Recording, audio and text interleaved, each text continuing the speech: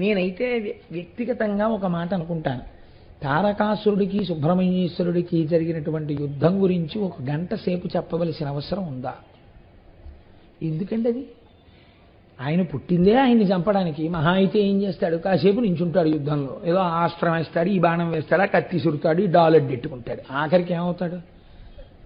మరణిస్తాడు. అంతే కదండి. దానికి ఎందుకు ఆ యుద్ధం? దాన్ని వర్ణించడం వల్ల తత్వతః మనకి కలిగేది ఏమైనా ఉంటుందా? ఏముండదు. దానికన్నా సుబ్రహ్మణ్య స్వరూపాన్ని అర్థం చేసుకుంటే మనం ఆయన యొక్క అనుగ్రహాన్ని పొందుతాం. కాబట్టి ఒక్క మాటలో తేల్చేయాలంటే దేవసైన్యంతో కూడి వెళ్ళినటువంటి వాడై దేవసేనానిగా తారకాసుర సంహారం చేసేసాడు. తారకాసురుడు సంహరింపబడ్డాడు. లోకాలన్నీ ఎంతో మురిసిపోయి సంతోషంగా తిరిగి కైలాస పర్వతాన్ని చేరుకున్నాడు. అక్కడతో తారకాసుర సంహారం అయిపోయింది.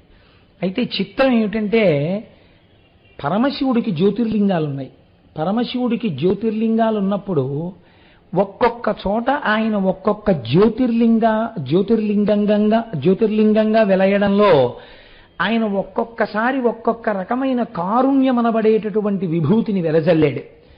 కానీ సుబ్రహ్మణ్యుడి జీవితంలో మీరు వేరు చేసి చూపించలేని విధంగా షణ్ముఖుడై 6 ముఖములున్నటువంటి సుబ్రహ్మణ్యేశ్వర స్వామికి ద్రవిడ దేశమునందు అనగా తమిళనాడులో 6 క్షేత్రములతో ఆయన జీవితంతో ఒక గమ్మత్తైన సంబంధం ఉంది. ఒక్కొక్క చోట ఆయన ఒక్కొక్కలా ఉన్నారు. ఒక్కొక్క చోట జరిగినటువంటి విశేషం శాబ్దికంగా, అంటే శబ్దస్వరూపంతో ఆనాటి నుంచి ఈనాటి వరకు ఏనాటి వరకు కాపాడుతూ మీకు మాకు మనకి రక్ష ఇవ్వగలిగినటువంటి అత్యద్భుతమైనటువంటి స్తోత్రములే బయటికి వచ్చాయి. మీరు చూడండి, అలాంటి 6 క్షేత్రములలో మొట్టమొదటి క్షేత్రం తిరుప్పకుండ్రం అని పిలుస్తారు. ఇది మధురైకి దగ్గరలో ఉంది.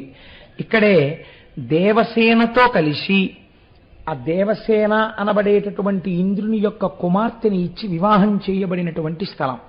అయితే దేవసేన అంత తేలిగ్గా ఏమి ఇంద్రుడు ఇచ్చేయలేదు. అసలు అది జరగడం వెనకాతల ఒక విచిత్రం ఉంది. అసలు ఆ దేవసేన ఇంద్రుడి యొక్క కుమార్తె కాదు.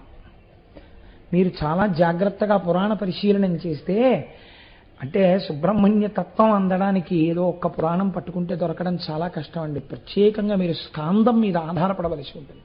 దాని పేరే స్కాంద పురాణం కదండి. ఆవిడ అరిష్టనేమి అనబడేటటువంటి ఒక ప్రజాపతి యొక్క కుమార్తె. ఈ దేవసేన దైత్యసేన అనబడేటటువంటి తన చెల్లెలితో కలిసి ఆడుకుంటోంది. మీరు కొంచెం జాగ్రత్తగా పట్టుకోవాలి ఈ విషయాన్ని. దేవసేన తన చెల్లెలైన దైత్యసేనతో కలిసి ఆడుకుంటోంది. ఒక రోజున ఆడుకుంటుంటే అక్కడికి ఒక రాక్షసుడు వచ్చి ఈ దేవసేనని భయపెట్టి ఎత్తుకుపోయే ప్రయత్నం చేశాడు. ఆ ఎత్తుకుపోయే ప్రయత్నం చేసినటువంటి సమయంలో ఈవిడ బిగ్గరగా కేకలు పెట్టింది. ఆ కేకలు పెడుతున్న సమయంలో ఇంద్రుడు ఐరావతం మీద పెడుతున్నాడు. ఆయన చూసి వెంటనే తన వజ్రాయుధంతో ఆ వచ్చినటువంటి రాక్షసుణ్ణి సంహరించి అరిష్టనేమి కుమార్తె అయినటువంటి ఈ దేవసేనని నా కుమార్తెగా ఇవాళ నుంచి పెంచుకుంటాను. దైత్యసేనని నీ దగ్గర ఉంచుకో, దేవసేన నా దగ్గర పెరుగుతుంది అని పెంచాడు. కన్న ప్రేమ కన్నా పెంచిన ప్రేమ గొప్పది కదండి. అందుకని దేవసేన ఇంద్రుడి కుమార్తెగానే పిలువబడింది. ఈ పిల్ల పెరిగి పెద్దదవుతుంటే ఇంద్రుడికి ఒక ఆలోచన కలిగింది. ఈ పిల్లని నేను అల్లారముద్దుగా పెంచాను, ఈ పిల్లని ఎటువంటి వాడికి ఇవ్వాలి అంటే, ఈమె ఒకనాడు ఆపదలో ఉండగా నేను వెళ్ళి రక్షించి తీసుకొచ్చాను. అందరికన్నూ ఎప్పుడూ వీళ్ళ మీదే ఉంటుంది, ఈ దేవసేన మీదే ఉంటుంది. కాబట్టి ఈ దేవసేనని దక్కించుకోగలిగిన వాడు చాలా పరాక్రమవంతుడై ఉండాలి. పరాక్రమముతో పాటు కారుణ్యము అపారముగా కలిగినటువంటి వాడై ఉండాలి. అటువంటి వాడు ఎక్కడ దొరుకుతాడు అని ఆయన చూస్తున్నట్ట. ఇలా చూస్తున్నటువంటి సమయంలో ఒక ఆశ్చర్యకరమైన సందర్భం జరిగింది. తారకాసురుడి తమ్ముడు ఒకడున్నాడు, వాడి పేరు శూరపద్ముడు. ఈ శూరపద్ముడు 100 లోకములను పరిపాలన చేశాడు. వాడు ఒకడికన్నా మొనగాడు ఒకడు, అంతటి రాక్షసుడు.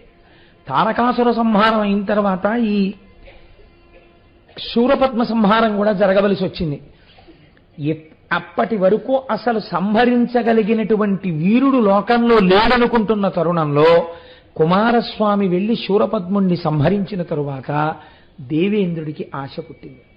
నా కుమార్తెకి ఇలాంటి వాణ్ణిచ్చి వివాహం చెయ్యాలి అని వెళ్ళి కుమారస్వామిని వేడుకుని తన కుమార్తె అయినటువంటి దేవసేననిచ్చి వివాహం చేసినటువంటి స్థలం ఏదుందో దాన్ని తిరుప్పకుండ్రం అని పిలుస్తారు. అయితే ఇక్కడ ఒక చమత్కారం ఉంది. దీని ఆంతరమైన విషయాన్ని నేను మీకు చెప్తాను. దాని తత్వ పరిశీలనమేమో మనం చూద్దాం. కానీ తిరుప్పకుండ్రంలో ఒక విషయం చెప్తారు.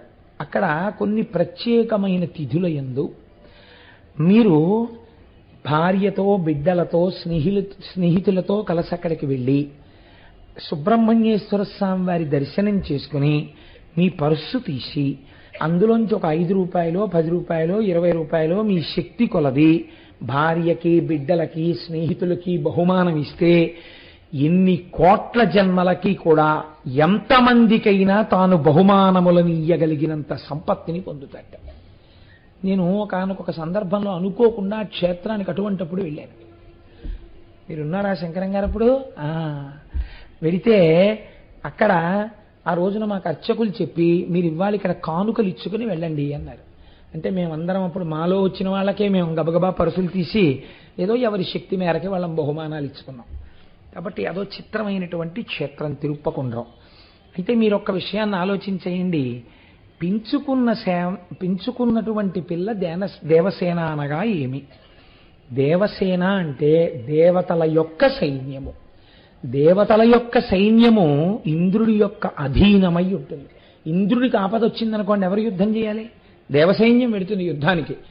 దేవతా సైన్యమంతా ఇంద్రుడి యొక్క అధీనమునందుండును. బాహ్యార్థం. అంతరార్థం, దేవసైన్యము దైత్య సైన్యము ఈ రెండు అక్క చెల్లెళ్ళు. ఈ రెండు ఎప్పుడూ కలిసే తిరుగుతుంటాయి, కలిసే ఆడుకుంటాయి. ఎక్కడ ఆడుకుంటాయి తెలుసా అండి? ఇక్కడే ఆడుకుంటాయి. దేవసైన్యం అంటే మంచి గుణాలు, దైత్య సైన్యం అంటే చెడ్డ గుణాలు.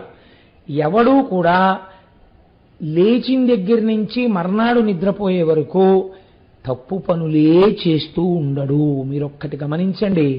Nobody on the face of the earth is an embodiment of either total goodness or total badness. పూర్తి చెడు కానీ పూర్తి మంచి కానీ ఎవరి యందు ఉండవు. గుణముల యొక్క భేదము చేత ఇప్పుడు మంచిగా ఉన్నవాడు కాసేపటికి ఉద్ధతితో ప్రవర్తిస్తాడు. అప్పుడు ఉద్ధతితో ప్రవర్తించిన వాడు మరునాడు వచ్చి అయ్యా నన్ను క్షమించండి అంటాడు. కాబట్టి గుణముల చేత రాగద్వేషములు ఏర్పడుతూ ఉండడం, కోపం వస్తూ ఉండడం ఇవి జరుగుతూ ఉంటాయి. కాబట్టి కాసేపు ప్రశాంతంగా ఉండడం, కాసేపు అల్లరపడుతూ ఉండడం, కాసేపు మంచి పని చేస్తూ ఉండడం, కాసేపు చెడ్డ పని చేస్తూ ఉండడం, కాసేపు స్వామివారి దర్శనానికి వెళ్ళామని వెంకటాచలం వెళ్ళడం, తీరా వెళ్ళిన తర్వాత అవకాశం వచ్చింది కదా అని సెక్యూరిటీ గార్డు చూడకపోతే దొంగదారిలో మళ్ళీ కలిసిపోయి రెండో మాట దర్శనానికి వెళ్ళడం. ఏమిటా పని అక్కడ? అంటే రెండో మాట దొంగతనంగా దర్శనానికి వెళ్తే వెంకటేశ్వరుడికి తెలియదా? కాబట్టి ఇవన్నీ ఏమిటి? మంచి ఉంది, చెడు ఉంది, అందులో రెండు ఉన్నాయి. అలా దేవసైన్యము దైత్య సైన్యము కలిసి ఆడుకుంటూ ఉంటుంది. కానీ రాక్షసుడి కన్నెప్పుడు ఎవరి మీద ఉంటుంది? దేవసైన్యాన్ని ఎత్తుకుపోదామని ఉంటుంది. ఎందుకని అంటే ఇక్కడ ఉన్నటువంటి మనస్సుందే, ఇది సాధారణంగా బోధ ఎప్పుడు ఎటువైపు చేస్తుందంటే లొంగిన మనస్సు వేరు, దానికి సాధన అవసరం. నేను మామూలు స్థితిలో ఉన్న మనిషి గురించి మాట్లాడుతున్నాను. శరీరము యొక్క సుఖం గురించే మనస్సు ప్రబోధం చేస్తుంది.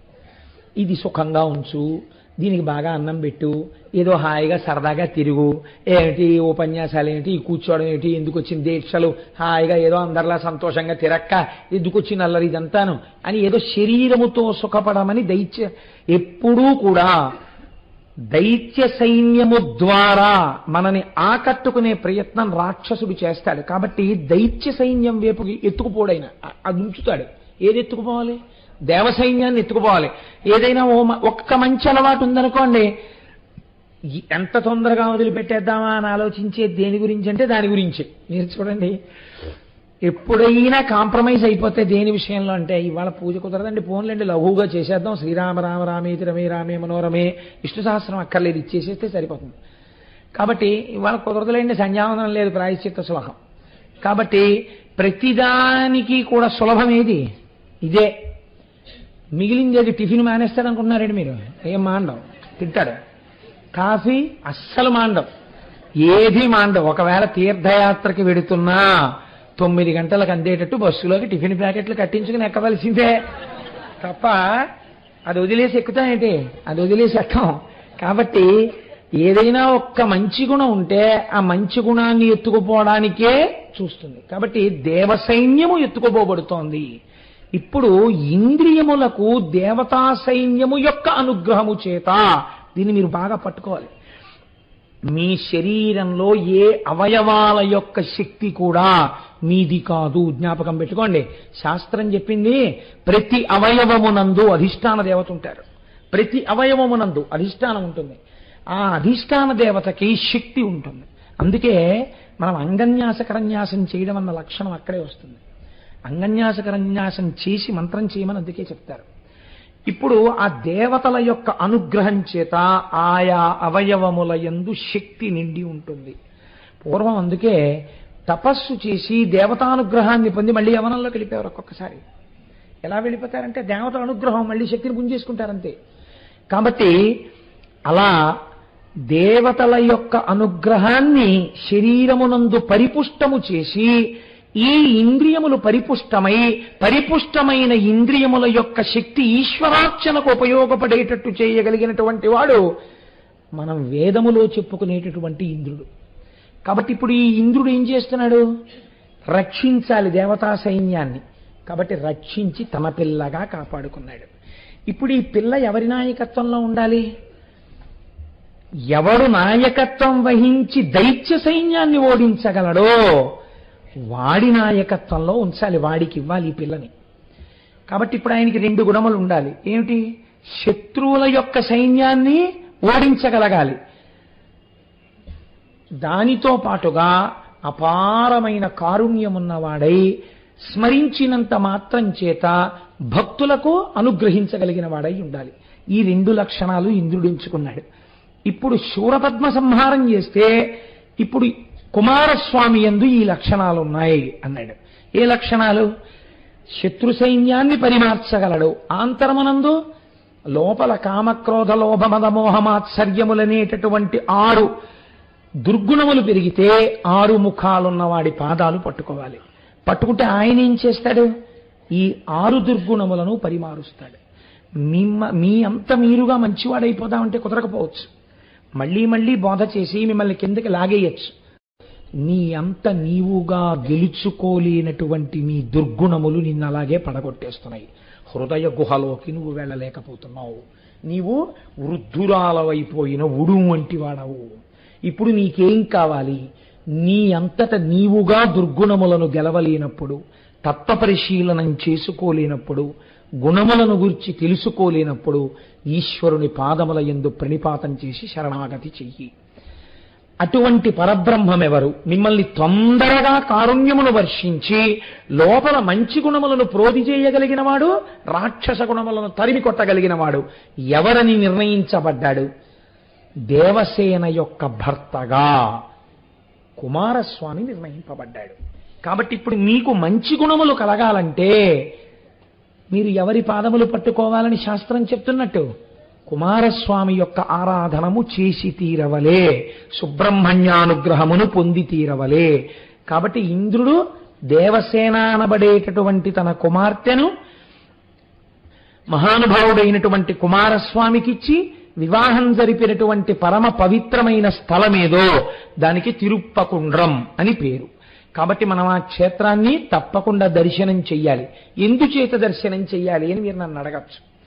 ఏమంటే దర్శనం చేసినంత మాత్రం చేత మాకు ఈ లక్షణం ఎలా కలుగుతుంది అంటే, భగవంతుడు అంతటా ఉన్నాడు లేడని మీరు అనగలరా? అంతటా ఉన్నాడు. మన శాస్త్రం అదే కదండి చెప్తుంది. వేదమే ప్రమాణం మనకి. ఎక్కడున్నాడు భగవంతుడు? అంతటా నిండి నిబిడీకృతమై ఉన్నాడు. శంకరాచార్యుల వారిని ఒక ఆయన అడిగాడు, భగవంతుడు ఎక్కడున్నాడు అని అడిగారు. అడిగితే శంకర్లు అన్నారు, నీ ప్రశ్న తప్పు. భగవంతుడు ఎక్కడ లేడని నువ్వేమైనా అడగగలవా అని అడిగారు. ఎక్కడ ఉన్నాడని అడుగుతాయంటే అంతటా ఉన్నాడు. దానికి జవాబు ఏమిటి? ఇంకా ఎక్కడన్నా లేడా అని అడుగు. లేని చోటు లేదని చెప్పవలసి వస్తుంది జవాబుగా. కాబట్టి ఇప్పుడు అంతటా ఉన్న ఈశ్వరుడు ఉంటే మరి అయ్యప్ప స్వామికి ఇక్కడ గుడి ఎందుకండి? అలా వెళ్ళేటప్పటికి వెంకటనగర్లో శివాలయం, వెంకటేశ్వర స్వామి గుడి ఎందుకు? ఇలా వెడితే భానులింగేశ్వరాలయం ఎందుకు? ఆయన ఎవరో అన్నాడు, ఒక గడుసు కవి, ఇంతమంది అమ్మ తల్లులు ఇన్ని దిక్కులుండగా పంట చేను కాపలాకు నేను ఎందుకో అన్నాడు. అలాగా చిత్రమే కదా. ఇన్ని దేవాలయాలు ఎందుకు మరి అన్ని చోట్ల ఈశ్వరుడు ఉంటే? అంటే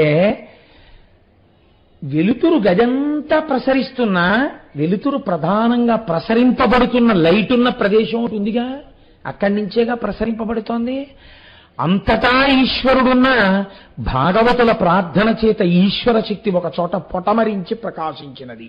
ఇదే వేదాహమేతం పురుషం మహాంతం ఆదిత్యవర్ణం తమసస్తు పారే సర్వాణి రూపాణి విచిత్రే ధీర నామాని కృత్వాభివదన్ యదాస్తే అది పురుష సూక్తం. ఒక్కొక్క మహానుభావుడు నేను ఈశ్వరుణ్ణి ఇలా చూడకుండా ఉండలేనని చేసినటువంటి ప్రార్థన చేత పరమశుడైన పరమాత్మ ఒక రూపమును దాల్చి ఒక చోట సాకారముగా వెలిసినాడు. కాబట్టి ఇప్పుడు దేవాలయం అన్నది వచ్చినది. అలా మీరు ఇంత పరమ పవిత్రమైన స్థలంలో కాలు పెట్టడమే చాలా గొప్ప పుణ్యంగా స్వీకరింపబడుతుంది. ఇప్పుడు ఈ పుణ్యం ఏమవుతుంది? మీ యందు దేవసేన అవుతుంది. కనుక ఈ క్షేత్రములను చూసి తీరవలసినదే. తమిళనాటైతే ఏమంటారో తెలుసా అండి? వీటిని క్షేత్రములని పిలవరు. వాళ్ళంటారు షణ్ముఖుడి ఆరుముఖాలు అంటారు. షణ్ముఖుడి ఆరుముఖాలే అవి అంటారు. వాళ్ళు ఒక చిత్రమైన పేరుతో పిలుస్తారు. తిరుప్పై వీడ ఏదో ఉంది దానికి ఆ పేరు. అనగా షణ్ముఖుడి ఆరుముఖాలు చూశావా? ఆరుముఖాలు చూడడం అంటే ఈ 6 క్షేత్రాలు చూశావా? 6 క్షేత్రాల్లో మీరు ఒక్కొక్క క్షేత్రానికి వెళ్ళినప్పుడు ఏది మీ యందు బలమైనటువంటి ఆసురీ గుణముందో దాన్ని ముందు ఈశ్వరుడు తీసేస్తాడు. కామానికి ఈ క్షేత్రం, క్రోధానికి ఆ క్షేత్రం, అలా ఏం ఉండదు. మీరు ఏ క్షేత్రానికి వెళ్ళండి దాన్ని ఈశ్వరుడు తీసేస్తాడు. మనకి శాస్త్రమునందు చాలా చిత్రంగా ఉంటుందండి స్థితి. ఒక మహానుభావుడు దేవాలయ నిర్మాణం చేస్తుండేవాడు. వారు నాకు జ్ఞాపకం ఉన్నంత వరకు వారి పేరు పశుపతి నాయర్. ఆయన దేవాలయాలు కడుతుంటే విపరీతమైన కోపం ఆయనకి. ఈ కోపం నేను గెలవలేనా అని అడిగారు ఆయన. అడిగితే తమిళనాట ఒక ప్రత్యేకమైన ప్రదేశం ఉంది, అక్కడ మీరు ఒక శివాలయాన్ని పునర్నిర్మాణం చేయండి అన్నారు. ఆయన పునర్నిర్మాణం చేసి రథోత్సవం చేస్తున్నారు. రథోత్సవం చేస్తూ రథం లాగుతున్నారు. లాగుతుంటే రథం ఓ చోటుకి వెళ్ళిన తర్వాత ఆగిపోయింది, కదలలేదు. కదలకపోతే అన్నారు, కొత్తగా రథోత్సవం మొదలు పెట్టాం కదా, బలి ఇవ్వలేదు, ఇక్కడ బలి ఇవ్వాలన్నారు. అంటే ఆయన అన్నారు, ఎవరిని బలి ఇవ్వను? అంతటా ఈశ్వరుడు బలి ఎందుకు అడుగుతాడు? కాబట్టి బలి కాదు, మనందరం కలిసి ఈశ్వరనామం చెప్తూ తోద్దాం. తోసినప్పుడు ఇది కదులుతుంది, కదిలిన తరువాత ఒకవేళ కదిలిందా ఈశ్వరానుగ్రహంగా అనుభవిద్దాం, కదలకపోతే నా తలకాయ రథచక్రం కింద పెట్టేస్తాను అన్నారు. అన్న తరువాత రథాన్ని తోస్తే రథం కదిలిపోయింది. ఆ రథం గుడి చుట్టూ తిరిగొచ్చి ఈయన ఏ ఇంటిలో ఉంటూ గుడి పునర్నిర్మాణం చేస్తున్నారో అక్కడికి వచ్చినప్పుడు హారతిస్తున్నారు. ఒక్క భావన కలిగిందండి ఆయనకి, ఈశ్వరా ఒక్క నా మాట ఎంత మన్నించావయ్యా, ఎంత కోపిష్టివాణ్ణి, ఇంత కోపిష్టివాడివి, కదలకపోతే ఎన్ని శాపనార్థాలు ఎడుదునో నిన్ను, అలాంటిది గభాలన తలయ పెట్టేస్తానంటున్నాడని రథం కదిపేశావా, ఏమి కారుణ్యమయ్యా అంటూ ఆ హారతిస్తూ చూస్తూ కన్నుల నీరు కారుస్తూ ఆయన వాత్సల్యాన్ని అనుభవిస్తూ ఉండగా ఆయన జ్యోతి స్వామిలో కలిసిపోయింది. కాబట్టి ఇది యథార్థంగా జరిగిన సంఘటన అండి. ఎన్నో సంవత్సరాలు అవ్వలేదు కూడా. అయితే నేను ఎక్కడెక్కడో ఎప్పుడెప్పుడో చదువుతుంటాను, ఇవన్నీ అసత్యములు మాత్రం కావు. నేను ఒక పరమ పవిత్రమైన వేదిక మీద కూర్చుని అలా అబద్ధాలు చెప్పను. కానీ ఈశ్వరుణ్ణి నమ్మితే దుర్గుణం తీయడం కాదండి, నీకు అటువంటి పూర్ణత్వాన్ని ఇచ్చేస్తాడు ఆయన, తనలో కలిపేసుకుంటాడు. ఒక్కొక్క క్షేత్రము అంతంత శక్తివంతమైన క్షేత్రములు. కాబట్టి అది తిరుప్పకుండ్రం అంటారు. రెండవది తిరుచెందూర్. ఈ తిరుచెందూరులో ఆశ్చర్యకరమైనటువంటి సంఘటన ఒకటి జరిగింది. ఈ తిరుచెందూరు క్షేత్రంలో సముద్రపుటొడ్డున కొండ మీద సుబ్రహ్మణ్యేశ్వర స్వామి వెలిసి ఉన్నారు. అబ్బో ఏమి విభూత్యాభిషేకం చేస్తారో చెప్పలేను. అక్కడ అంత విభూత్యాభిషేకం చేయడం వెనకాతల కూడా ఒక రహస్యం ఉంది. ఈ క్షేత్రం సముద్రము పక్కన ఉన్నటువంటి కొండ మీద ఉండడంలో ఆదిశంకరాచార్యుల వారు ఒకసారి దర్శనానికి వెళ్ళారు ఈ క్షేత్రానికి. సుబ్రహ్మణ్య తత్వాన్నంతటినీ ఆవిష్కరించారు ఆయన ఆ వెళ్ళినప్పుడే. ఈయన లోపలికి వెళ్ళి సుబ్రహ్మణ్యేశ్వర స్వామి వారి యొక్క దర్శనం చేయలేదు, ఇంకా చెయ్యకుండా బయట కూర్చున్నారు. ఇది నిజంగానండి ప్రతి ఇంట్లోనూ చదవవలసినటువంటి స్తోత్రం. ఎందుకని నేను ఈ మాట చెప్తున్నానో తెలుసా అండి? మనని, మన వంశాన్ని వెన్నంటి వేధించేసే పాపాలు కొన్ని ఉన్నాయి. అలాంటి పాపాలలో ఒక పాపం నాగదోషం.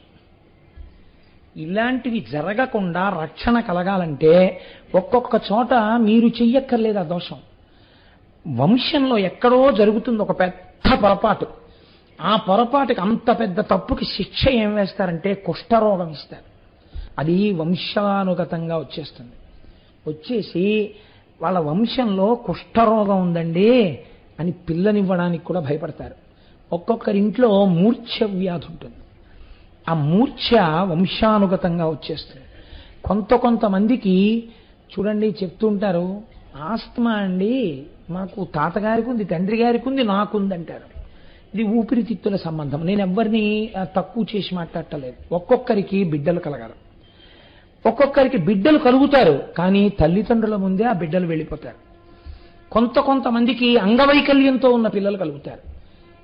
ఇలాంటి వాటికి వంశంలో ఆ పైన ఎక్కడో దోషం ఉంది. దాన్ని అందులో పుట్టినందుకు ఈ పిల్లలు అనుభవించవలసి వస్తుంది. కాబట్టి ఇప్పుడు ఈ పాపం క్షయం కావాలి. అటువంటి పాపాలని క్షయం చెయ్యడానికి సుబ్రహ్మణ్య శక్తి ఎంత గొప్పదో చెప్పారు శంకరాచార్యులు వారు ఆ క్షేత్రంలోనే కూర్చుని.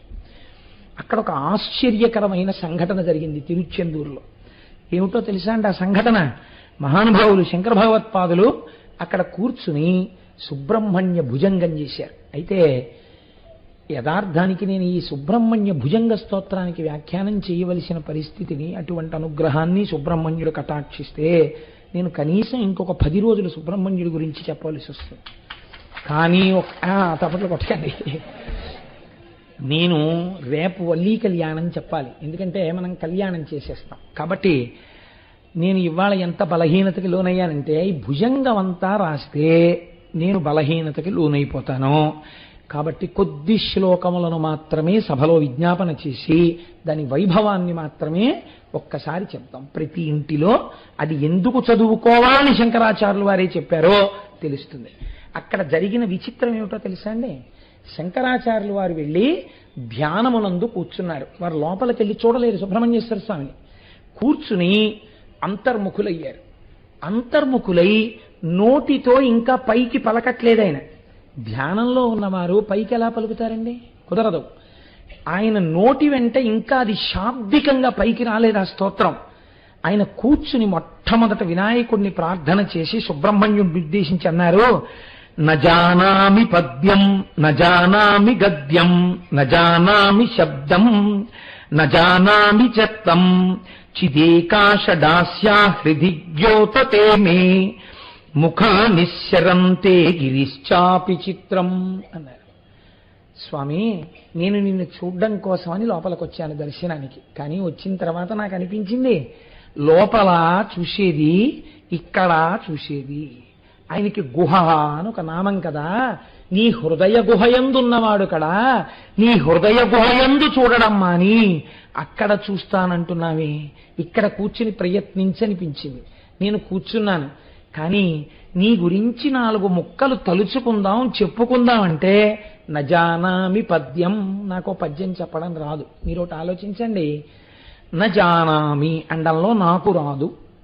ఇప్పుడు నిజంగా ఈ మాట శంకరాచార్యులు వారు అనొచ్చా? ఇటువంటి మహానుభావుడండి శంకర భగవత్పాదులంటే.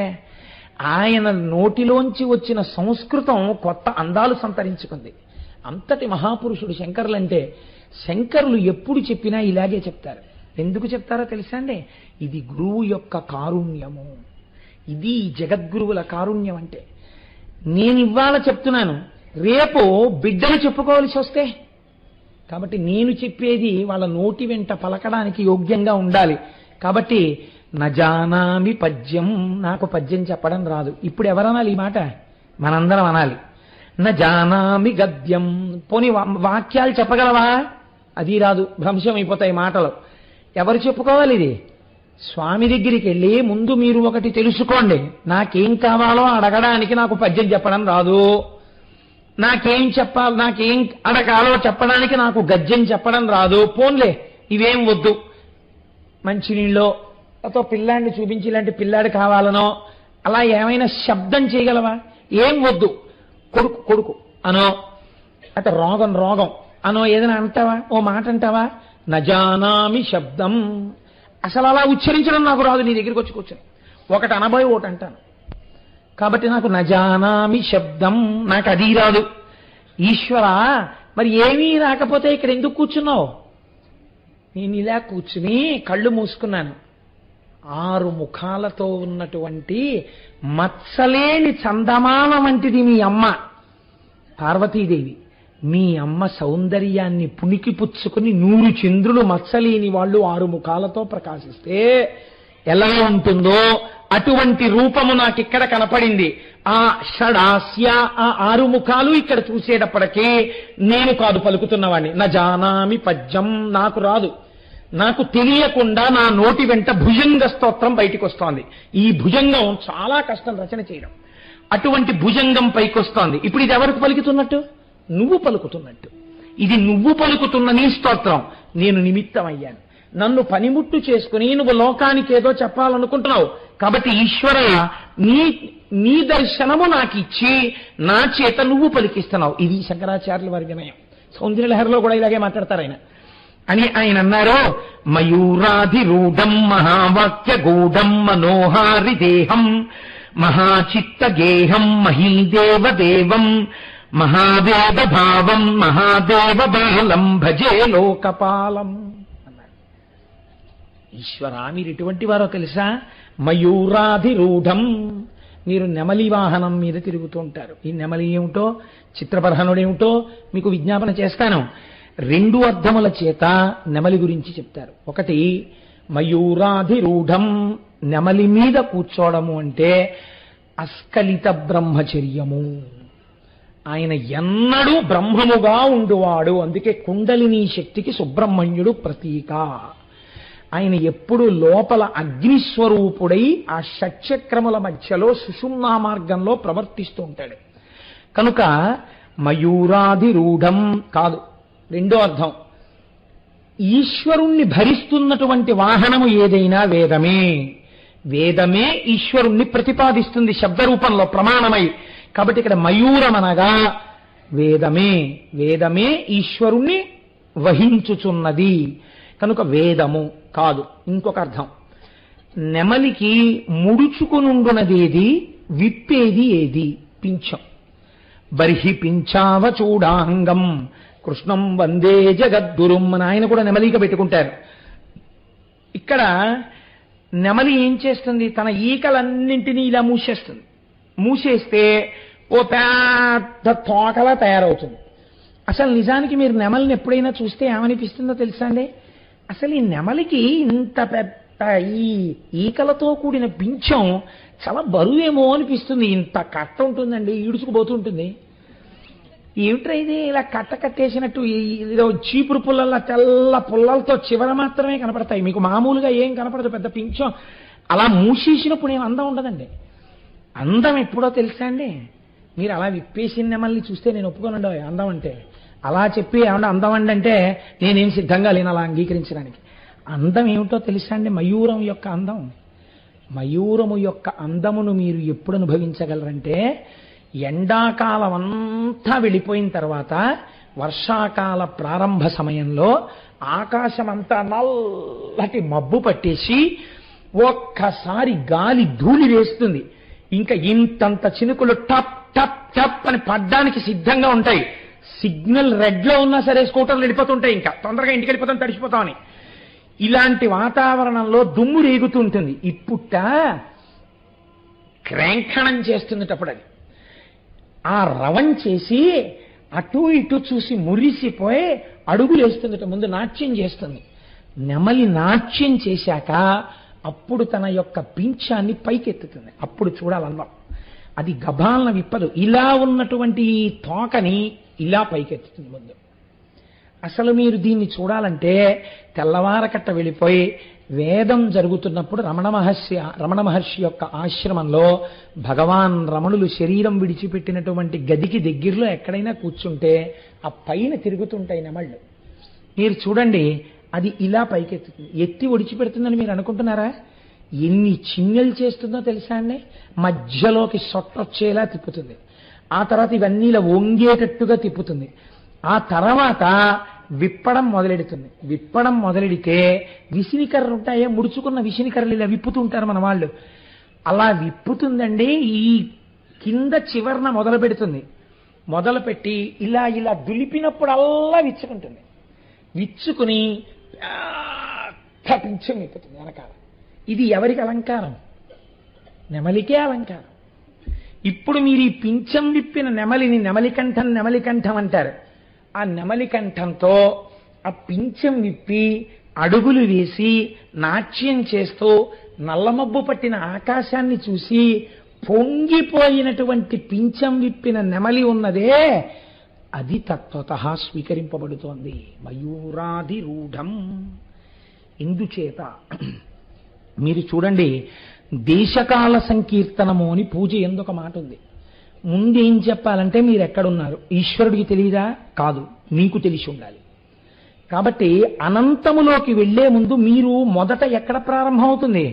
నేనేముంది స్వామి, ఇంత పెద్ద శ్రీ మహావిష్ణోరాజ్ఞా ప్రవర్తమానస్యాద్య బ్రహ్మణ ద్వితీయ పరార్ధే శ్వేతవరాహ కల్పే వైవస్వతమన్వంతరే కలియుగే ప్రథమ పాదే జంబోద్వీపే భరతవర్షే భరతఖండే మేరోః దక్షిణ దిగ్భాగే శ్రీశైలస్య ఈశాన్య దిగ్భాగే గంగా గోదావర్యోః మధ్యప్రదేశే స్వగృహే సమస్త దేవతా బ్రాహ్మణ హరిహర సన్నిధౌ అస్మిన్ వర్తమాన వ్యవహారిక చాంద్రమానేన, నా సొంతింట్లో ఉన్నాను, గంగా గోదావరి మధ్యలో ఉన్నాను, ఇన్ని చెప్పి ఎక్కడున్నారో చెప్పి ఇప్పుడు పూజ ఎప్పుడు చేస్తున్నారో కాలం చెప్తారు.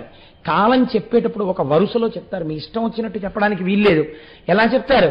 చెప్పేటప్పుడు శ్రీ వ్యయనామ సంవత్సరే ఉత్తరాయణే శిశిర ఋతు మాఘమాసే కృష్ణపక్షే సప్తమ్యాం వాసరః భృగువాసరే శుభ నక్షత్ర శుభయోగ శుభకరణ ఏమంగడి విశేష విశిష్టాయాం.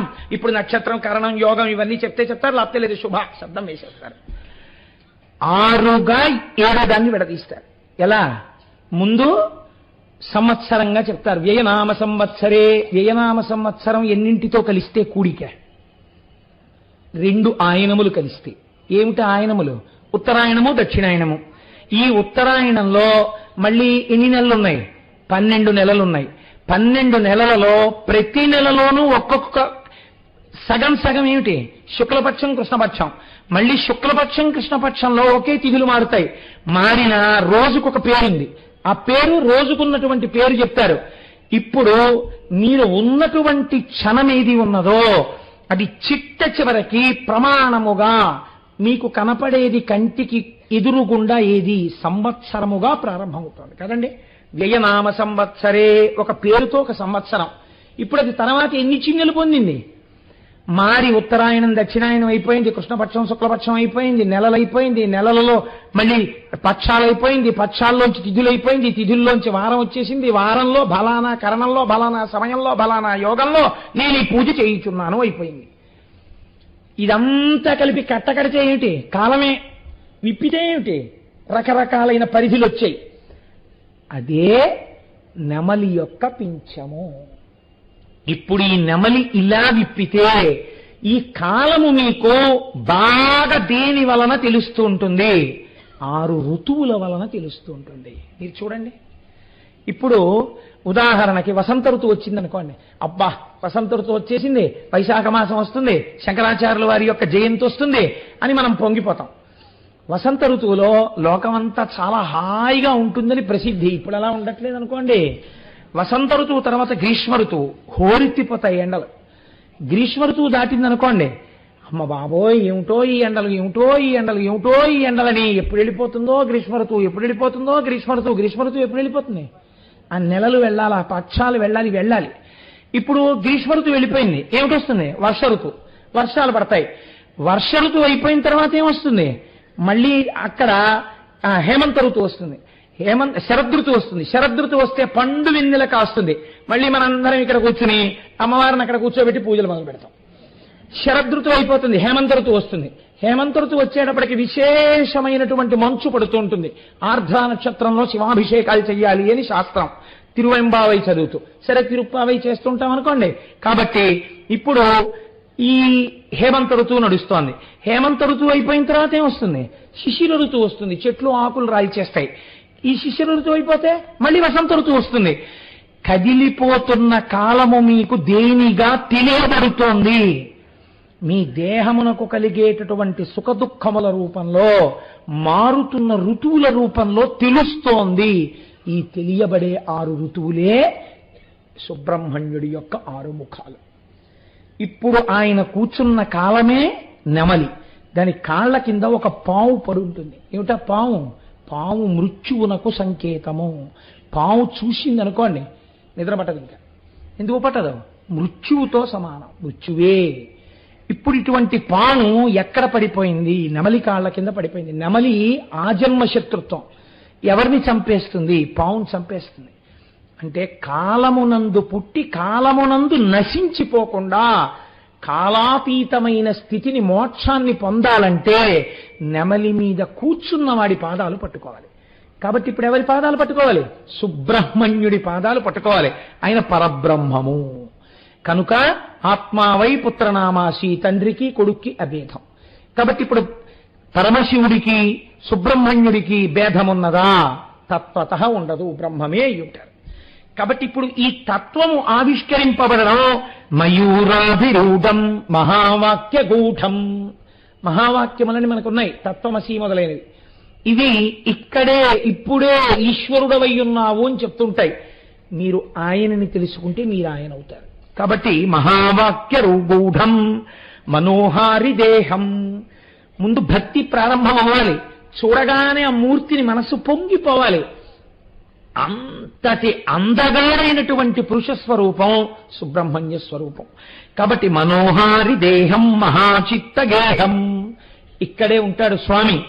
మహాదేవ దేవం మహీదేవ దేవం. మహాదేవుడు అంటే పరమేశ్వరుడు. ఈ లోకమునందు వెలిసినటువంటి దేవాదిదేవుడవు. మహావేద భావం, వేదముల చేత ప్రతిపాదింపబడినటువంటి జ్ఞానమువి. మహాదేవ బాలం, మహాదేవుని యొక్క కుమారుడవు. భజే లోకపాలం, లోకములను పరిపాలించేటటువంటి వాడివి.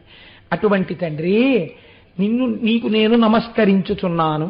శంకరాచార్య కృతమైనటువంటి భుజంగ స్తోత్రాన్ని చదివితే ప్రతి ఇంట్లో మీరు ఎవరి దగ్గరికి వెళ్ళి ఒక కంప్లైంట్ చేయక్కర్లేదు. ఏమిటో తెలుసా అండి? మా మనస్సు ప్రశాంతంగా ఉండట్లేదండి, చాలా డిస్టర్బ్డ్గా ఉంటుంది అంటుంటారు. చిత్రం ఏమిటంటే మీరు ఏది అంగీకరించాలో అది అంగీకరించే మనస్సు ఇచ్చేస్తాడు. ఒక వృద్ధాప్యం వచ్చేసింది అనుకోండి, 80 ఏళ్ళు. 80 ఏళ్ళు వచ్చిన తర్వాత నాకు అదేంటే నవకాయ పిండి వంటలతో భోజనం చేసేస్తే జీర్ణం అయిపోవాలంటే అని కోరుకోకూడదు. అప్పుడు ఏ జ్ఞానం కలుగుతుందంటే 80 ఏళ్ళకి ఇంకా ఎందుకు జీర్ణం అవుతుంది? శరీరం పెద్దదైపోతుంది కాబట్టి చక్కగా సాత్వికమైన ఆహారం తీసుకుందామన్న భావం కలుగుతుంది. ఇప్పుడు మీ మనస్సుకు పట్టిన మాలిన్యం వదిలిపోయిందా లేదా? దాన్ని మీరు ఆ కోణంలో అర్థం చేసుకోవాలి. అంతేగాని అలా స్తోత్రం చేసేస్తే అండి నేను నవకాయ పిండి వంటలతో రోజు తినేయగలనా, లేకపోతే తరవాణి అన్నం తినేసినా అరిగిపోతుందా, ఇలాంటి ప్రశ్నలు అడగకూడదు. కాబట్టి ఇప్పుడు ఏమైంది? యథాభ్యేస్తరంగాలయం యాంతి తుంగా తథైవ పదసన్నిధౌ సేవ్యమానే ఇతీవోర్ని పంక్తి నృణాం దర్శయంతం సదా భావహేహృత్సరోజే గుహంతం. శంకర్లు అంటున్నారు, స్వామి కింద సముద్రం ఉందే ఈ తిరుచెందూరులో, ఈ సముద్ర కెరటములు సముద్రంలోంచి బయలుదేరుతాయి. బయలుదేరిన ఈ కెరటం విరిగిపోయి కూడా ప్రయాణం చేస్తుంది. ప్రయాణించిన కెరటమునకు ఆ ప్రయాణము అంతమైపోయి మళ్ళీ సముద్రంలోకి వెళ్ళి ప్రశాంతపడిపోయేది ఎప్పుడు? సముద్రపు టొడ్డు తగిలినప్పుడు. ఆ ఒడ్డునున్న కొండ మీద ఉన్నదెవరు? నువ్వు. సముద్రములో పుట్టిన కెరటము సముద్రములో పెరిగి సముద్రములో విరిగి భూమి వరకు వచ్చి ఒడ్డుకు తగిలి సముద్రంలోకి వెళ్ళిపోయినప్పుడు తాను మళ్ళీ సముద్రమై ప్రశాంతపడినట్టు తిరుచెందూరులో నిన్ను చూసి నిన్ను స్తోత్రం చేసిన వాడికి మనస్సులో ఏ అలజడులున్నాయో అవి ఒడ్డుకి చేరినట్టే సముద్రపు గాంభీర్యమును పొందుతాడు. కానీ ఇంకా మళ్ళీ మనస్సులో అలజడిగా ఉందన్నమాట వాడి నోటి వెంట రాదు. అంతటి శక్తి తిరుచెందూరు క్షేత్రమునకు ఉన్నది. చిత్రం ఏమిటో తెలుసా అండి? శంకరాచార్యుల వారి జీవితంలో ఎన్నడూ జరగనటువంటి సంఘటన ఒకటి జరిగింది అక్కడ. ఆయన ఆత్మలింగాల ఇది తీసుకొచ్చారు. ఈ జాతికి సౌందర్య లహరినిచ్చారు. ఈ జాతికి ప్రస్థానత్రయానికి వ్యాఖ్యానం ఇచ్చారు. ఆయన చెయ్యని స్తోత్రం లేదు, ఆయన వెయ్యని చక్రం లేదు. అంతటి మహాపురుషుడు సుబ్రహ్మణ్యుణ్ణి కౌగిలించుకుని ఈ శ్లోకం చెప్పాలా? ఏమిటా శ్లోకం? అహం సర్వదా దుఃఖ భారావసన్నో. స్వామి, నేను చాలా దుఃఖ భారంతో బడలిపోయాను. ఆయన సుబ్రహ్మణ్యుడు కౌగిలించుకోనే శంకరాచార్యుల వారి మనస్సులో కదిలిన భావన ఏమిటో తెలుసా అండి? నన్ను కౌగిలించుకున్నాడు, నేను ఈ ఆనందం పొందేస్తాను. నేను ఎప్పుడూ సంతోషంతో ఉండేవాడిని, అహం బ్రహ్మాస్మి స్థాయిలో. కానీ లోకమంతా, సంసారంలో ఉన్న వాళ్ళు అనేక బాధలతో ఉన్నారు, దుఃఖాల్లో ఉన్నారు. వాళ్ళ బాధలు పోయేటట్టుగా నా ఒడిలో కూర్చుని నన్ను గట్టిగా కౌగిలించుకున్నటువంటి సుబ్రహ్మణ్యుడు ఆయన ఇలా కౌగిలించుకుంటే ఆయన చెవి ఎక్కడికి వస్తుందండి? కౌగిలించుకున్నప్పుడు ఇలా భుజం మీదకి తలపెట్టి కౌగిలించుకుంటే సుబ్రహ్మణ్యుడి చెవు శంకరుల నోటి దగ్గరికి వచ్చింది. ఆయన చెవులో లోకం మాట నేను వెయ్యాలి. వేస్తే ఆయన గుర్తు పెట్టుకుని వీళ్ళందరినీ కాపాడాలి నా తండ్రి. మనందరి తరపున శంకరులు చేశారు భుజంగం. మనం ఏమిచ్చి ఆయన రుణం తీర్చుకుంటాం? జగద్గురు శంకరులకి నమస్కరించని బ్రతుకొక బ్రతుకండి. వైశాఖ శుక్ల పంచమి నాడు శంకరాచార్య స్వామి దర్శనం చెయ్యని జన్మ జన్మాది. మన అదృష్టం కాకినాడలో మనకు అంత గొప్ప దేవాలయం వచ్చింది. మహానుభావుడు సత్యనారాయణ రెడ్డి గారు కట్టించారు. కనుక శంకరులు అంటున్నారు, అహం సర్వదా దుఃఖ భారావసన్నో భవాం దీన బంధుస్తధన్యం నయాచే భవద్భక్తిరోధం సదా క్లుప్త బాధం మమాధిం ధృతం నాశయో మాసు తత్వం. ఓ ఉమాసుతుడా, ఓ సుబ్రహ్మణ్యుడా, ఇన్ని దుఃఖాల్లో ఉన్నానో తెలుసా? ఈ దుఃఖాలు లోపల ఉండడం వల్ల నేను నీ వంక చూడలేకపోతున్నాను, నిన్ను స్తోత్రం చెయ్యలేకపోతున్నాను. ఈశ్వరా, నా దుఃఖములను పరిమార్చి నేను సంతోషంగా ఉండేటట్టు చెయ్యి. అందుకే జన్మ జన్మాంతరములుగా ఎక్కడైనా దోషం జరిగితే ఎన్ని మహాపాపాలు కట్టి కుడిపి ఏడిపిస్తాయో శంకరాచార్యులు వారు లిస్టు చెప్పారు. అపస్మార కుష్టాక్షయార్ష ప్రమేహ జ్వరాన్మోద గుల్మాది రోగా మహాంత్వా పిశాచాశ్చ సర్వే భవత్పాత్ర భౌతిం విలోక్య క్షణాత్తారకారే ద్రవంతి. స్వామి, నాకు ముందు నా వంశంలో పుట్టిన వాళ్ళు ఎవరు దోషభూయిష్టమైన నడుబడి ఉన్నారో నాకు తెలియదు. దానివల్ల అపస్మార మూర్ఛ వ్యాధి వస్తోంది, కుష్టు వ్యాధి వస్తోంది, క్షయ ఊపిరితిత్తులకి క్షయ వ్యాధి వస్తోంది, మేహ అపారమైనటువంటి మేహం లోపల పుడుతోంది, జ్వరాన్ అస్తమానం జ్వరమే, అస్తమానం జ్వరమే, అస్తమానం ఏదో తలపోటు, అస్తమానం బాధ, అస్తమానం నిమ్ముకుంటూ ఉండడం శరీరం, ఉన్మాద పిచ్చెక్కుతూ ఉండడం, గుల్మాది భంగధర వ్యాధి వంటి వ్యాధులు వచ్చి శరీరం యొక్క అధోభాగం నుంచి నెత్తురు వరదలుగా కారిపోతూ ఉండడం, రోగామహంత. ఇలాంటి రోగాలన్నీ ఎందుకు వస్తున్నాయి? ఎందుకు ఇచ్చావు ఈశ్వరా మాకు? ఎవరో చేసిన పాపం ఆ వంశాన్నంతటినీ కట్టి కుడిపుతోంది.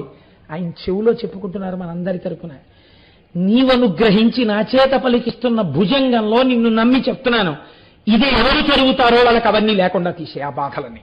ఆ వంశంలో ఎక్కడో ముందు జరిగిన పాపాలు దగ్ధం చేసేయి, ఇంకా వంశం బాధపడకుండా చేసేయి, ఇది నాకు నువ్వు ఇవ్వవలసిన వరం అని భుజంగంలో అడిగారు శంకరాచార్యుల వారు.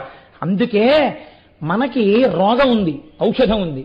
ఇవాళ మన దరిద్రం ఏమిటంటే ఔషధాన్ని సేవించడం మనం మానేసి రోగం తగ్గమంటే ఎందుకు తగ్గుతుంది? శంకర భగవత్పాదులు మందులన్నీ ఇచ్చినటువంటి గొప్ప ఫిజీషియన్. మనకి ఇవాళ ఆ ఔషధాలు మనం సేవించట్లేదు. సుబ్రహ్మణ్య భుజంగ స్తోత్రం చదువుకుంటే వంశాలు ఎందుకు నిలబడవండి? సుబ్రహ్మణ్య భుజంగ స్తోత్రం చదువుకుంటే ఎందుకు మనకు అంతంత బాధలు వస్తాయి? ఏదో పెద్ద రోగం రావలసింది చిన్న రోగంతో ఈశ్వరుడు తీసేస్తాడు. ప్రతిరోజు సుబ్రహ్మణ్య భుజంగం ఇంట్లో చదివి తీరాలి యజమాని అన్నవాడు. కాబట్టి ఇటువంటి రోగాలన్నింటినీ తీసే తండ్రి. నమక్కేసి నేశక్త ఏ చాపి తుభ్యం నమచ్ఛాద తుభ్యం నమక్కుక్కుటాయ నమస్సింధవే సింధు దేశాయ తుభ్యం పునఃస్కందమూర్తే నమస్తే నమోస్తు. నిజంగా అసలు ఆ భుజంగం ఉంటుందండి. నాకు ఈ భయంతోటే నేను తీసుకురాలేదండి. అది నిజంగా ఆయన ఎక్కడి వరకు అడిగారో తెలుసా అండి? భుజంగంలో నా మరణకాలమునందు యమదూతలు వచ్చి నా ప్రాణములను పట్టుతున్నప్పుడు నేను బెంగ పెట్టుకోవలసిన అవసరము లేకుండా 6 ముఖములతో నవ్వుతూ కనపడి నన్ను నువ్వు తీసుకెళ్ళాలి. వాళ్ళు కనపడకూడదు, నువ్వున్నావు నీ చెవిలో, లోకం తరపున చెప్తున్నాను. ఇది ఎవరు చదివితే వాళ్ళందరినీ నేను అలా అనుగ్రహిస్తానన్నాడు స్వామి. కాబట్టి శంకరాచార్యుల వారు మనం మర్చిపోతామేమో అని తాను చేసిన స్తోత్రానికి తాను ఫలశ్రుతి చెప్పారు. భుజంగాఖ్య వృత్తేన క్లుప్తం స్తవం యత్పతేద్భక్తి యుక్తో గుహం సంప్రణామ్య సుపుత్రాన్ కలత్రాన్ ధనం దీర్ఘమాయు లభే స్కంద సాయుజ్యమంతే నరస్సహ. ఎవరు నమ్మి శంకరాచార్యకృతమైనటువంటి ఈ సుబ్రహ్మణ్య భుజంగాన్ని ప్రతిరోజు ఇంటిలో యజమాని కాని యజమానురాలు కాని సుబ్రహ్మణ్యుణ్ణి కాని ఒక పావుని కాని ఆయన రూపంలో వెలిసినటువంటి క్షేత్రాలున్నాయి. పావంటే ఫోటోలు తీసి పెట్టమని కాదు, మళ్ళీ అదొక దోషమై కూర్చుంటుంది. ఒక మల్లవర క్షేత్రంలో వెలిసినటువంటి ఫోటో ఉంది.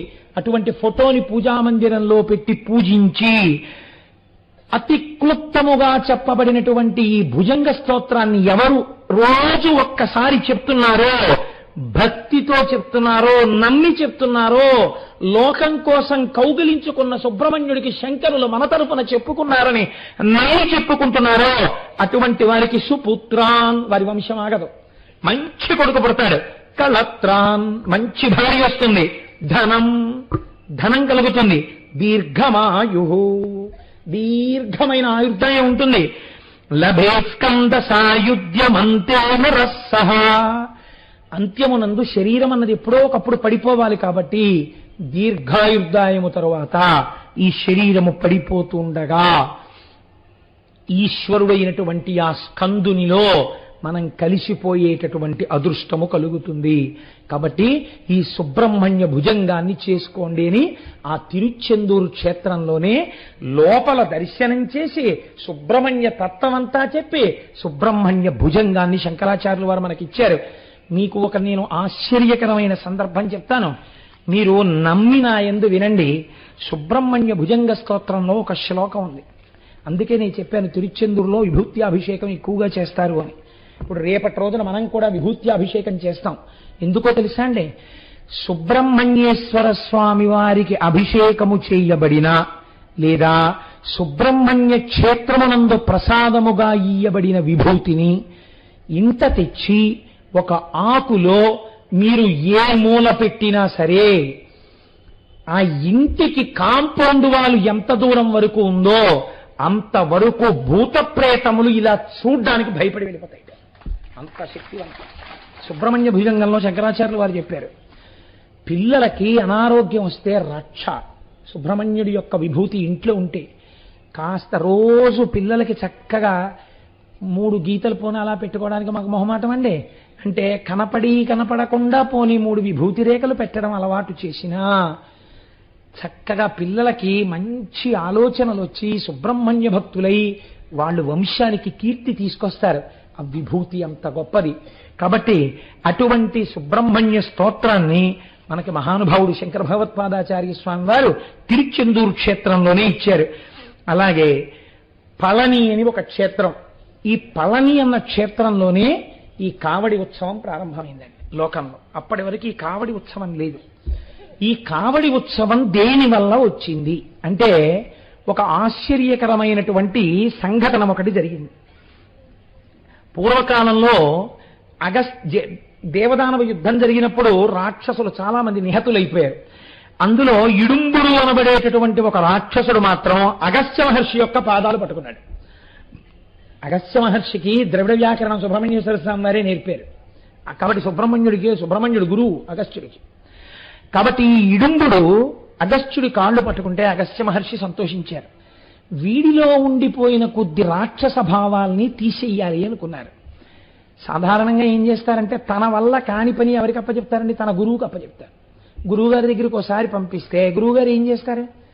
వీడిలో ఉన్న ఈ మిగిలిన మాలిన్యం కూడా తీసేస్తారు. ఇప్పుడు ఈయన్ని చంపేయడం కాదు, బాగు చేయాలి.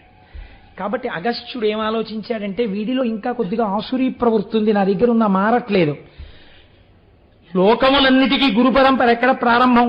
సదాశివ సమారంభాం శంకరాచార్య మధ్యమాం. కాబట్టి శంకరుడి దగ్గరికి పంపుతాను అని, ఒరే నువ్వు ఒక్కసారి ఆ కైలాస పర్వతం దగ్గరికి వెళ్ళు. అక్కడ శివగిరి సత్యగిరి అనబడేటటువంటి 2 కొండలు ఉన్నాయి. దాన్ని శక్తిగిరి అని కూడా అంటూ ఉంటారు. ఆ 2 కొండలు నేను కైలాసం నుంచి వచ్చినప్పుడు తీసుకొద్దాం అనుకున్నాను, కానీ కుదరలేదు. నువ్వు ఒక కావిడి పట్టుకెళ్ళి ఈ 2 కొండల్ని 2 కావిడి తట్టల్లో పెట్టుకుని నువ్వు తీసుకుని రారా నేనున్న చోటికి అన్నారు. అంటే ఈయన వెళ్ళాడు, ఒంట్లో బలం ఉంది కదా, ఆ చిన్న చిన్న కొండల్ని తీసి కావిడిలో పట్టుకుని మోసుకొచ్చేస్తున్నాడు. ఇప్పుడు మధ్యలో ఉన్నాళ్లే, మా అబ్బాయి చాలి విషయం చూడడానికి వాడు నేర్పేస్తాడు అనుకున్నాడు శంకరుడు. ఇప్పుడు ఈయన మధ్యలో ఉన్నారు. ఎవరున్నారు? సుబ్రహ్మణ్యుడు ఉన్నాడు పళని క్షేత్రంలో. చిన్న పిల్లవాడి రూపంలో కొండ మీద నించున్నాడు ఆయన. ఈ ఇడుంబుడు ఖచ్చితంగా అక్కడ దాకా రాగానే ఆయాసం వచ్చింది. ఆయన ఉట్టెక్కడ కిందకి దింపి ఆ కావిడెక్కడ దింపి కాసేపు సేద తీరాడు. సేద తీరిన తర్వాత కావిడి ఎత్తుకునేటప్పుడు గమ్మత్తు ఉంటుంది. అంటే సుబ్రహ్మణ్య కావిడి గమ్మత్తుగా ఉంటుంది అనుకోండి. ఆ కావిడి ఎత్తుకుని భుజం మీద పెట్టుకోరు, వంగి భుజం కింద కావిడి బద్ద పెట్టుకుంటారు, పెట్టుకుని పైకెత్తుతారు కదండి. మీరు ఎప్పుడైనా గమనించండి కావిడి ఎత్తే వాళ్ళని. అంతేగాని ఇలా ఎత్తేసి ఏదో ఇలా పెట్టుకోరు దాన్ని. తానే వంగుతాడు, వంగి భుజాన్ని కావిడి బద్ద కింద పెట్టి అలా ఎత్తేస్తాడు. ఎత్తిన తర్వాత నడవడం ఏం చేస్తాడంటే చెయ్యి తీసేసిన సమానంగా బరువు అటు ఇటు సరిపోవడానికి ఇలా ఇలా ఒకసారి భుజానికి సర్దుతాడు. ఆ బరువు సరిపోయింది అన్న తర్వాత ఇంకా నడిచేస్తాడు. ఆ ఊగుతూ తట్టలు వెళ్ళిపోతాయి. ఆయన కూడా అలాగే వంగి ఇవన్నీ చూస్తుంటారేంటని మీరు అనుకోకండి. కాబట్టి ఆ కావిడి భుజం కింద పెట్టుకుని ఆయన ఎత్తబోయాడు. ఒకవైపు లేస్తోంది, ఒకవైపు లేవట్లేదు. ఎలా? ఇటు లేస్తే అటు లేవదు, అటు లేస్తే ఇటు లేవదు. ఈ కావిడి సర్దుకోవట్లేదు భుజం మీదకి. ఇలా వంగున కావిడి సర్దుతుంటే ఇంకా గోడని పెడుతుంది. కాసేపటికి విసుక్కుని ఏమిట్రా ఈ కావిడి ఇంతసేపు తెచ్చాను ఇక్కడ లేవట్లేదు ఏమిటిది, ఇలా పట్టుకుంటోంది ఏమిటి అనుకుని ఆ కావిడి బద్ద వదిలేసి భుజం మీద తువ్వాలు తీసి దులిపి ఆలోచిస్తూ ఇలా చూశాడు. ఎదురుగుండా కొండ మీద ఈ పిల్లాడు పక్క పక్క పక్క పక్క నవ్వుతున్నాడు. ఈయనకి ఎక్కడ లేని కోపం వచ్చింది. ఇదే రాక్షస ప్రవృత్తి అంటే. పిల్లాడేదో నవ్వుకుంటున్నాడంటే అయిపోయింది కదండి. ఎరా నన్ను చూసి నవ్వుతున్నావా, ఏం పిచ్చి పిచ్చి వేషాలు వేస్తున్నావా, నేను ఈ కావిడ ఎత్తలేని అనుకుంటున్నావా, కైలాసం నుంచి పట్టుకొచ్చాను ఏమిటా వెర్రి నవ్వు అన్నాడు. ఆయన ఇంకా నవ్వాడు. నీ సంగతి చెప్తానుండే నా తువ్వాలు తీసి నడువుకి కట్టుకుని నిన్ను చంపేస్తాను ఇవ్వాలన్నా కొండ మీదకి పరిగెత్తాడు. పరిగెత్తి తెలిసి పరిగెత్తాడో తెలియక పరిగెత్తాడో పాదచారి అయి పరిగెత్తాడు. పళని కొండ మీదకి వెళ్ళాడు. సుబ్రహ్మణ్యేశ్వర స్వామి వారితో యుద్ధం చేశాడు. యుద్ధం చేసిన తర్వాత 4 గుద్దులు గుద్దేటప్పటికి పడిపోయి ప్రాణం వదిలేస్తున్నాడు. అప్పుడు తెలిసింది వీడు పిల్లవాడు కాడురా, వీడు పరబ్రహ్మం, మా గురువుకి గురువు, సామాన్యుడు కాదు, ఈశ్వరపుత్రుడు, సాక్షాత్ ఈశ్వరుడు. ఇప్పుడు ప్రార్థన చేశాడు.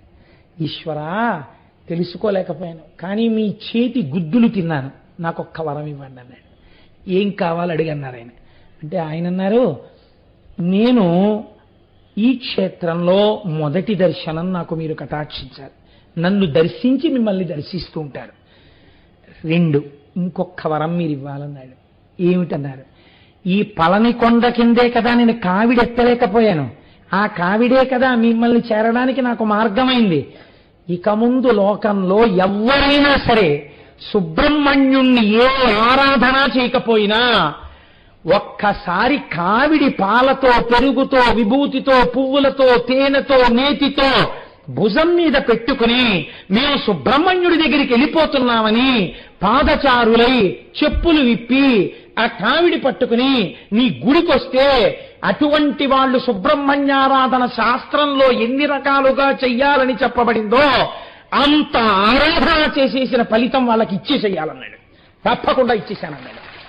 అప్పటి నుంచి ఇప్పటి వరకు కావిళ్ళెత్తి తమిళ దేశం వాళ్ళు సుబ్రహ్మణ్యుణ్ణి తమ దైవం చేసేస్తున్నారు. రేపు సూర్యాస్తమయం అవనివ్వండి, ఎల్లుండి మనం స్వామిని తెచ్చేసుకుంటాం. కాబట్టి 200 కావిళ్ళు మనం ఎత్తేస్తాం ఎల్లుండి. కావిడికి అంత శక్తి రావడానికి కారణం అది సుబ్రహ్మణ్యుడు ఇచ్చినటువంటి వరం. కాబట్టి 6 క్షేత్రములలో పళని జ్ఞానమును కటాక్షిస్తుంది. జ్ఞానమీయగలిగిన క్షేత్రము పళని, కావిడి ఉత్సవము ప్రారంభమైన క్షేత్రము.